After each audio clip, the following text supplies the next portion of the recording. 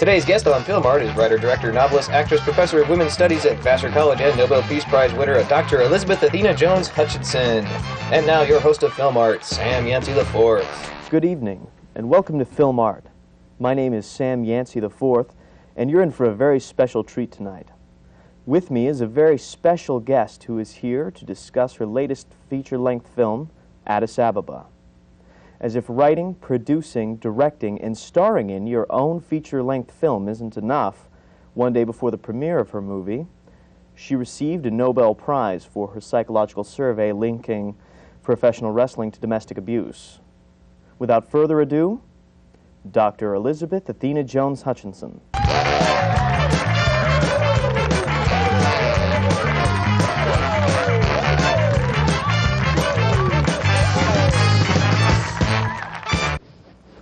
Welcome, welcome, welcome.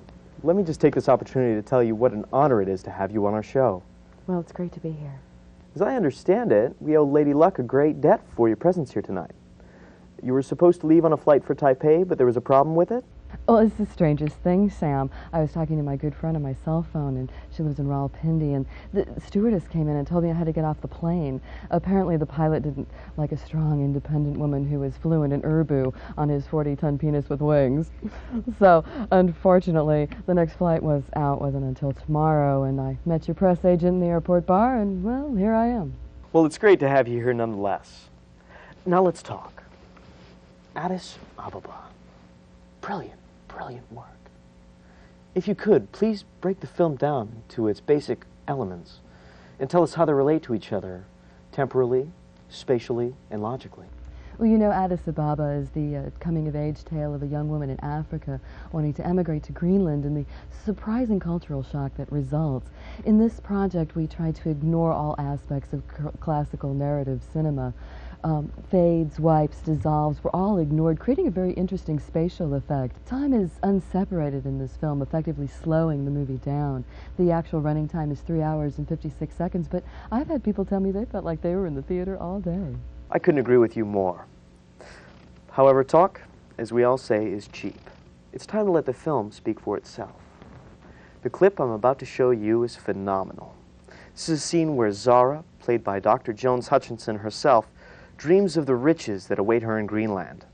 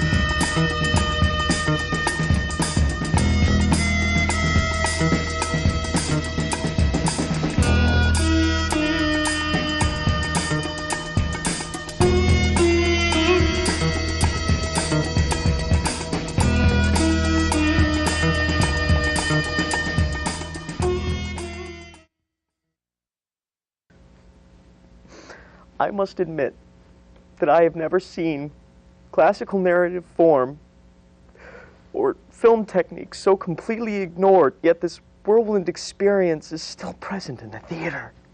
Well, I try. Now let's field a question from the audience.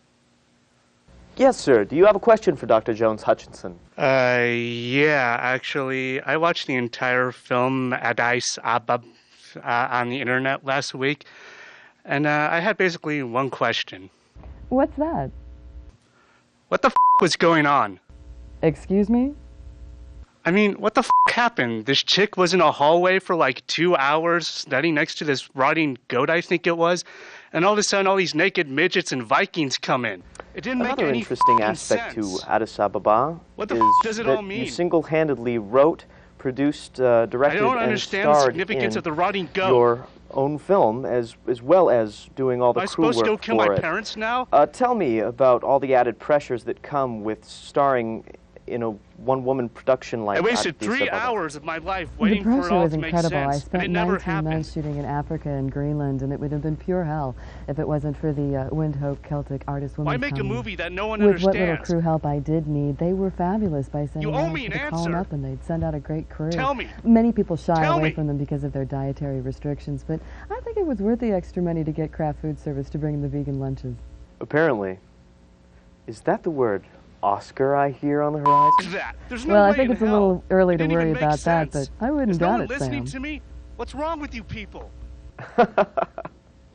Unfortunately, Thoth, the Egyptian god of time, has cast an evil spell about us, and we're now out of time. I would like to thank my guest, Dr. Elizabeth Athena Jones Hutchinson. You suck! I'm gonna cut you! My name is Sam Yancey IV, and I'll see you next week on Film Art.